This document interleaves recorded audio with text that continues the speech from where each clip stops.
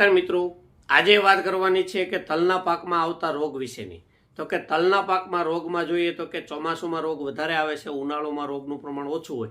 પણ જો માવઠાની શક્યતા હોય કે ભેજવાળું વાતાવરણ રહે અને વધુ પડતું નાઇટ્રોજન કે પિયત અપાઈ જાય તો જેમાં રોગ સુકારો મેઇન આવતો હોય એમાં ફ્યુઝેરિયમ ઓક્ઝિસ્પોરિયમ એટલે કે ફ્યુઝેરિયમ વિલ્ડ પણ આવે છે. ફાઇટોપ્થોરા બ્લાઇટ એટલે કે મેક્રોફેમીના રૂટ અને સ્ટેમ રોટ એટલે કે થડ ઉપર ડાઘા પડે અને ધીમે ધીમે છોડ સુકાઈ જાય છે. પાણી જ્યાં ભરાતું હોય ત્યાં સુકારાનો પ્રશ્ન રહેતો હોય છે. ત્યાર પછીની વાત કરીએ કે ફાઇલોડી એટલે કે માથા બંધાઈ જવા, પાન ઝીણા થઈ અને ગુચ્છા જેવું થઈ જાય છે, એ કઈ વાયરસનો રોગ છે. ત્યાર પછી જોઈએ તો કે પાવડી મિલ્ડ્યુ અને ડાઉની મિલ્ડ્યુ એટલે કે પાંદ ઉપર સફેદ છારી અને લીલા છારાનો પણ રોગ એમાં હોય છે. સરકોસ્ફોરા લીફ સ્પોટ એટલે પાંદ ઉપર ડાઘા પડે છે.